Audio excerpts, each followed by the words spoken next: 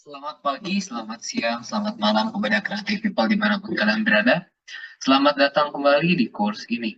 Course penulangan dan lanjutan jangka panjang plat lantai dengan SAFE 2020. Terima kasih expert ucapan sebelumnya karena telah mengikuti course modul pertama dengan baik dan sudah mengerjakan kuisnya tentu saja.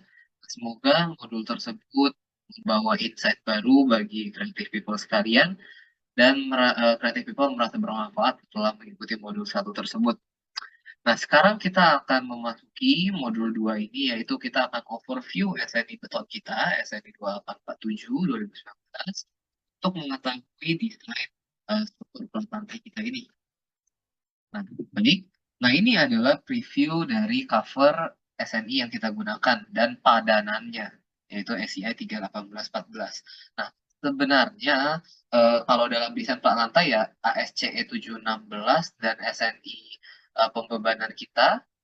Nah, itu juga 1727 ya, SNI 1727 2020 itu juga sebenarnya kita gunakan. Hanya saja ini kan karena kita konsepnya menggunakan ekspor dari ITEPS, yang dimana berarti beban-bebannya yang sudah dijelaskan dalam course sebelumnya, yang course desain 8 lantai dan 40 lantai itu, beban di situ sudah ada kita ekspor, jadi expert menganggap peraturan tersebut tidak akan dibuka lagi di sini. Yang akan kita buka itu hanya SNI betonnya lagi, untuk mengetahui penulangan, lanjutan, dan lain-lain. Nah, sekarang ini kita gunakan kembali dana studi kasus dari course yang desain gedung 8 lantai. Nah, kita dulu pada saat course tersebut kita tahu bahwa kita kalau menggunakan pasal 7311 ini desain plat lantai itu kita perlu tebal sampai 170 mm. Namun, expert sudah jelaskan bahwa kalau kita mau menggunakan tebal yang lebih tipis daripada code ini, kita harus membuktikannya dengan sebuah perhitungan. Nah, perhitungan itulah yang dilakukan oleh SAFE. Jadi kasarnya kalau seandainya kita mau menggunakan tebal yang lebih tipis daripada pasal ini, ya berarti kita harus pakai SAFE atau aplikasi analisis plat lantai lainnya. Nah, jadi makanya dalam desain itu kita menggunakan 125. Kita menggunakan 125 atau 120 untuk desain pelat. Nah, itu kita boleh pakai karena kita akan menganalisis dengan SAFE. Kita akan memastikan bahwa dia cukup gitu ya. Nah, sekarang kalau seandainya di ITAPS itu kita harus memainkan property modifier beam-nya jadi 0,7, terus juga kalau plat 0,25, nah itu tidak perlu kalau di save. Di save itu semuanya dibiarkan tetap satu. Semua nilai-nilai di property modifier ini harus kita tetap biarkan satu. Justru kalau di save itu jangan sampai kita assign angka lain. Ya kasarnya tabel ini nggak usah dibuka, nggak usah diutak-utik sama sekali untuk dua tabel ini. Yang kiri untuk beam-nya, beam kolom, yang kanan untuk platnya. Nah ini tabel ini nggak usah diutak-utik sama sekali. Jadi pas ekspor langsung biarkan aja apa adanya. Seperti itu. Kenapa? Karena save itu akan menghitungkan untuk kita berapa kekakuan struktur kita, kekakuan elemen kita berdasarkan tulangan yang dia hitung. Gitu. Jadi dia akan secara iteratif hitung sampai konvergen. Dia akan memberikan kita nilai. Jadi i-crack-nya dia yang hitungkan bisa saja mungkin di atas 0,7 atau di bawah 0,7 untuk balok. Kalau untuk pelat ya mungkin bisa di atas 0,25 atau mungkin di bawah 0,25 sih seharusnya jarang banget ya. Mungkin pastinya di atas 0,25. Nah, seperti itu. Nah, sekarang kita akan lanjut lagi. Nah, kita harus tahu untuk tulangan plat lantai itu ada dua. Pertama pasti ada minimum dan kedua pasti ada maksimum. Tentunya ya ada minimum pasti ada maksimum. Nah, minimum ini kita akan gunakan kita pakainya 420 ya. Kita 420. Nah, berarti kita harus terbesar dari dua ini. Nah, yang harus kreatif people perhatikan, aspeknya itu tuh AG ya kreatif people ya, jangan sampai salah. Expert sering menemukan kalau orang masih menggunakan row. Jadi orang masih pakainya 0,0018 BD. Padahal seharusnya kalau AG itu ya BH dong, atau BT lah kita pakai ya. Nah, jadi creative people harus lebih berhati-hati, jangan sampai terjebak di situ juga. Karena kita terbiasa row itu BD ya. Jadi ini kita pakainya AS. Oke? Nah, boleh saja kalau mau dijadiin row, tapi bukan 0,018 BD, tapi 0,0018 AG dibagi BD. Nah, itu baru betul. Nah, terus kita akan next. Nah, sekarang untuk batasan maksimumnya. Nah, batasan maksimum dari tulangan pelat lantai itu ada dua. Yang pertama itu ini 0,75 row balance, dan yang kedua itu adalah yang ini yang ada AS max menggunakan TCL tension control. Nah, sekarang apa bedanya peraturan ini? Nah, jadi pada ACI 2002, ACI 2002 02 ya. Nah, pada ACI 02 masih mengandung tulangan pelat lantai menggunakan 0,75 row balance. Jadi ini ibaratnya ACI lama, peraturan lama yang dimana sekarang pun masih banyak mungkin orang yang pakai 0,75 row balance, karena ini kayak trademark lah ya, legendaris, rumus legendaris. Jadi mungkin masih banyak orang yang pakai. Nah, yang bawah ini itu rumus yang lebih terbaru, yang terutama di ACI kita yang udah 14 ya. Ya, di atas 2002 udah dikoreksi sih sebenarnya, udah pakai itu lagi. Jadi umumnya yang ini juga udah rumus lama, cuma yang lebih legendaris yang 0,75 row balance, bahkan masih dimention di bukunya McGregor ya. Nah, jadi yang atas itu rumus lama, yang bawah itu rumus baru. Nah, yang kita gunakan itu tentunya yang rumus baru, yang sudah menggunakan aspek tension control. Nah, lalu kenapa? Apa yang menjadi historis background kenapa rumusnya berubah dan kenapa kita harus menggunakan tension control? Nah, pertama secara kasarnya kita pakai tension control itu karena kita mau pakai V 0,9. Akan expert jelaskan di berikutnya kenapa tension control itu eh, menjadi memastikan dia 0,9. Tapi secara garis besar, eh, kita kan pasti membabi buta kalau ngitung tulangan motor itu pasti pakai V-nya 0,9. Nah, jadi itulah yang dikontrol oleh code peraturan ACI atau SNI kita ya tentunya. Itu kita kontrol dia dalam kondisi yang namanya tension control. Nah, jadi pada slide ini expert mau beritahu bahwa rumus yang atas itu rumus lama ya. Kalau mungkin dosen masih mengajarkan, mungkin itu dosen pakai rumus lama. Mungkin kan bisa koreksi kalau kalian berani. Ya kalau tidak ya asal kalian tahu saja kalau ini rumus lama dan ada rumus baru. Nah, rumus baru ini juga sebenarnya tidak dicantumkan dalam code. Ini adalah sebuah penurunan rumus ya, penurunan rumus dari tulangan singular reinforce ya. Seperti yang kalian tahu, analisa penopang singular reinforce. Penulangan dari bentuk seperti ini. Ya, dari CC sama dengan T. Nah, diturunkan dapat AS seperti ini. Dapat rumus ini. Oke, nah itulah dasar penurunan rumusnya. Tidak ada di code. Yang code cantumkan ya hanya CTCL ini. Itu pun tidak dicantumkan secara spesifik di code ya. Itu dicantumkan di literatur-literatur biasanya. Nah, jadi ini sudah expert berikan, creative people bisa tinggal menggunakannya. Nah, berikutnya, nah ini akan menjelaskan apa itu tension control dan apa itu compression control. Nah, ini sumbernya expert ambil dari McGregor ya, Mechanics Design, ini yang 5th edition, yang seharusnya edisi terbaru pun tidak berubah. Nah, jadi kalau yang namanya tension control itu kita berharap bahwa tulangannya itu mencapai strain 0,005 dikala betonnya masih 0,003. Nah, ini namanya tension control. Jadi dibatasi.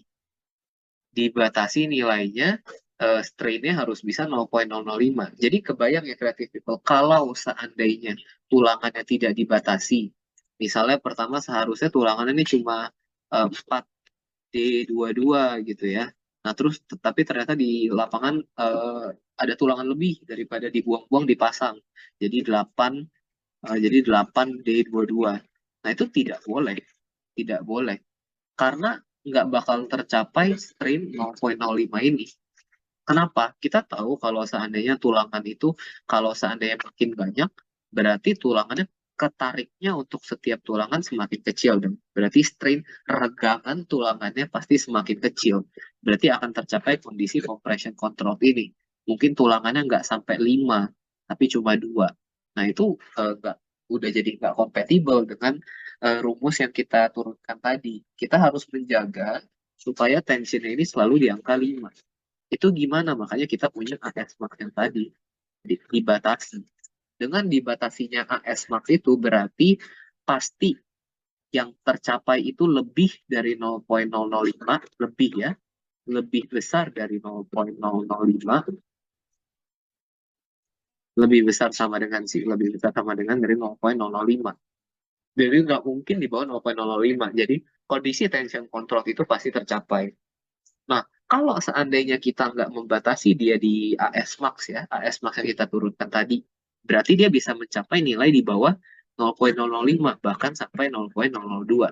Lalu apa yang terjadi? Apakah salah? Yang salah itu salah asumsi V-nya. Kalau seandainya tercapai kondisi angkanya di bawah 0,005 sampai 0,002, berarti V-nya harus dikoreksi. Kalau V-nya masih menggunakan 0,9, itu salah. Tapi kalau V-nya dikoreksi, itu benar. Nah, V-nya harus dikoreksi menjadi berapa? Nah, V-nya harus dikoreksi sesuai dengan grafik ini. Nah, kita tahu kalau seandainya 0,005 ke atas, 0,005 ke atas, itu V-nya langsung drop 0,9. Kalau dia di bawah, itu dia akan transisi linier sampai menyentuh V 0,65. Nah, jadi sekarang kalian tahu kenapa kalau seandainya kolom untuk tekan, ya, kita pakai 0,65. Karena kolom itu kan tekan, ya. Relatif tulangannya itu nggak meregang, makanya dia nggak ketarik, malah ketekan. Berarti harusnya pasti tulangannya strainnya kecil sekali, mungkin di sini. Ini di 0,0000000 sekian baru naik dikit. Nah, itu pasti V-nya 0,05. Jadi itulah alasan kenapa V lentur itu tinggi dan kenapa V tekan itu kecil. Nah, dari grafik ini kita bisa belajar hal itu. Nah, berikutnya akan expert jelaskan tentang lendutan. Seperti judulnya, lendutan yang akan kita titik beratkan di sini itu adalah lendutan jangka panjang. Nah, tapi sebelum ada lendutan jangka panjang, pasti ada lendutan jangka pendeknya.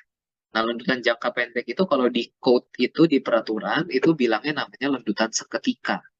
Nah, lendutan seketika itu lendutan yang dihitung dengan formula elastis, pengaruh retak, kekakuan penampang. Jadi, maksudnya itu yang kita pakai buat hitung lendutan jangka pendek itu yang kita belajar di kelas mekanika teknik. Gini ya. Ini dapat 5 per 384 QL pangkat 4 per EI. Nah, di mana I-nya ini I crack. Nah, itulah yang dinamakan dengan lendutan seketika. Nah, lalu apa yang dimaksud dengan lendutan jangka panjang? Lendutan jangka panjang itu adalah hasil dari lendutan seketika. Hasil dari lendutan seketika dikali dengan faktor lambda ini. Nah, harus ingat yang dikali itu hanya lendutan beban mati. Kenapa? Karena lambda ini adalah faktor creep, faktor untuk umur betonnya, bukan bebannya. Jadi, kalau seandainya disederhanakan dalam formula, delta jangka panjang gitu ya, sama dengan delta dead load dikali dengan lambda tambah delta life load. Nah, itulah lendutan jangka panjang. Yang dikalikan dengan lambda itu hanya beban matinya saja. Nah, tapi nggak usah pusing. Pokoknya yang penting safe itu udah bisa menghitungkan semua yang dicantumkan di sini. Kita tinggal input nilai 2 nih untuk C-nya. Karena kita durasinya kan lama, jadi 2 nilainya. Nah, itu nanti akan expert jelaskan ketika tutorial aplikasinya. Nah, berikutnya kita juga akan mempelajari batasan lendutan. Nah, lendutan itu sebenarnya yang umumnya kita gunakan itu yang 2 ini ya. 2 ini.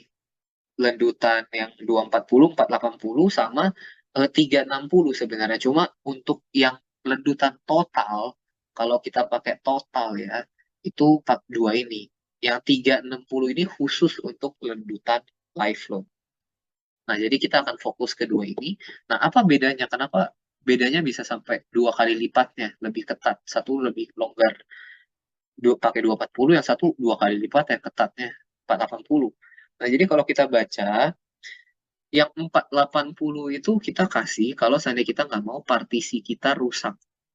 Kalau kita nggak mau partisi kita rusak, kita desain dengan limit 480 ini, di mana itu akan sangat ketat. Nah, umumnya yang digunakan itu adalah yang L per 240. Tapi kita harus mencatat dengan pakainya L per 240 ini berarti partisi-partisi kita itu rawan retak. Jadi misalkan tembok hebel retak, nanti kelihatan ada retak di dinding. Nah, itu berarti kita harus terima. Atau misalnya ada kaca ya, kita pakai partisi kaca misalnya, terus tiba-tiba nanti di ujung-ujungnya mungkin mungkin retak kalau seandainya berlebihan ya. Nah, itu juga harus diperhitungkan. Apakah partisi-partisi kita mau biarkan dia eh, tidak rusak sama sekali atau ya retak-retak dikit di sealant-nya nggak apa-apa lah. Retak-retak dikit di sealant-nya nggak apa-apa. Nah, itu harus judgement. Nah, umumnya yang digunakan adalah R per 240 ini. Karena yang ini terlalu ketat. Seperti itu. Nah, karena itu kita harus lihat lagi nih.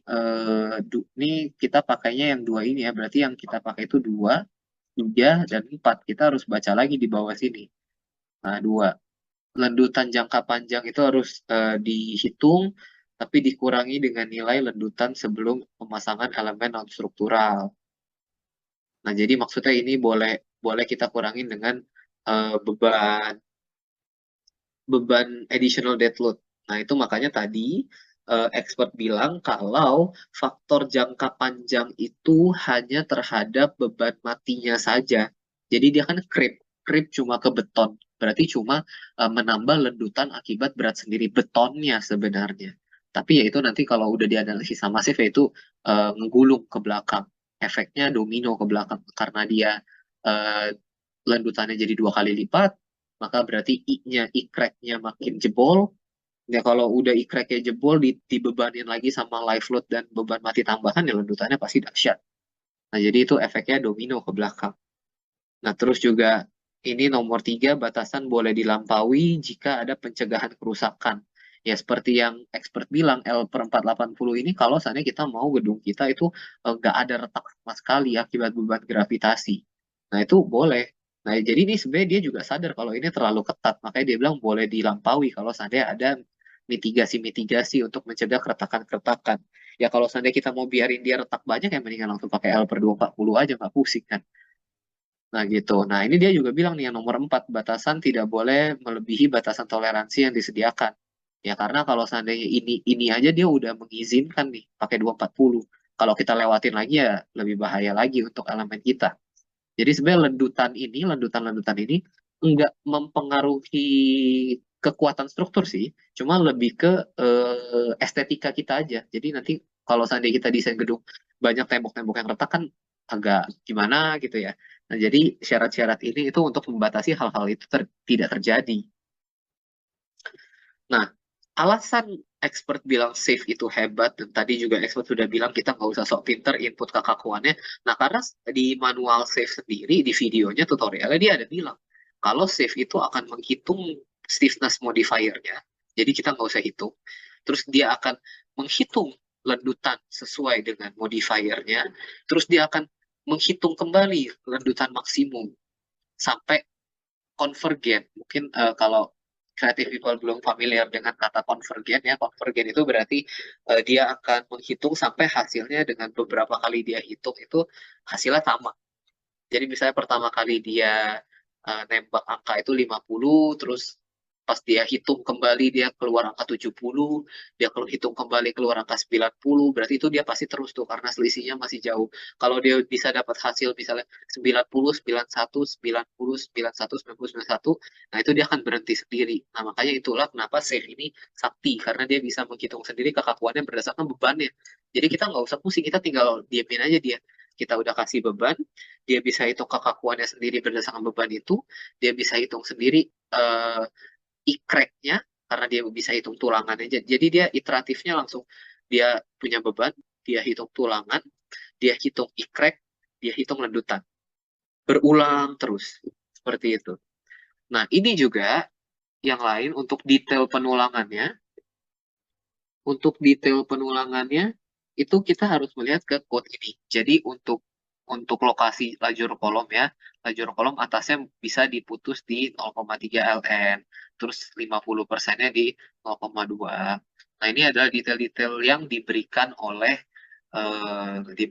code peraturan. Boleh aja kalau seandainya kita mau bikin detail lain dari ini, asalkan secara gaya terpenuhi, secara gaya terpenuhi untuk strength-nya dan integritas strukturnya terpenuhi. Yang perlu digarisbawahi itu kan kita tahu biasa kalau seandainya mungkin ada orang pasang tulangan pelat begini ya, di kromo begini ya. Jadi di sininya nggak ada sama sekali, di sininya nggak ada sama sekali. Untuk sepanjang pelat ya, untuk menghemat. Mungkin ada yang pernah lihat seperti itu. Nah, itu secara peraturan itu tidak diperbolehkan. Boleh, tapi nggak semua daerah. Jadi di lajur kolom, bawah itu harus menerus. Jadi untuk di lajur tengah ya, mungkin boleh begini bentuknya ya. Nah, tapi untuk di lajur kolom tetap harus ada tulangan di sini. Jadi tulangannya harus menerus di bawah nih. Gitu. Jadi harus memenuhi integritas strukturnya. Kalau mau menghemat dan nggak mengikuti ini ya, strength-nya harus masuk dan integritas strukturnya harus masuk. Seperti itu creative people. Nah terus, nah ini seperti yang expert sudah janjikan, expert akan jelaskan kembali, mereview kembali pengetahuan creative people terkait desain strip. Nah ini juga diambil dari buku McGregor ya. Nah ini dia mengilustrasikan kalau kolom strip itu seperempat nih, seperempat dari kolom ini, seperempat, seperempat, dan ini sisanya di tengahnya. Nah, itu masih sama dengan quote yang sekarang.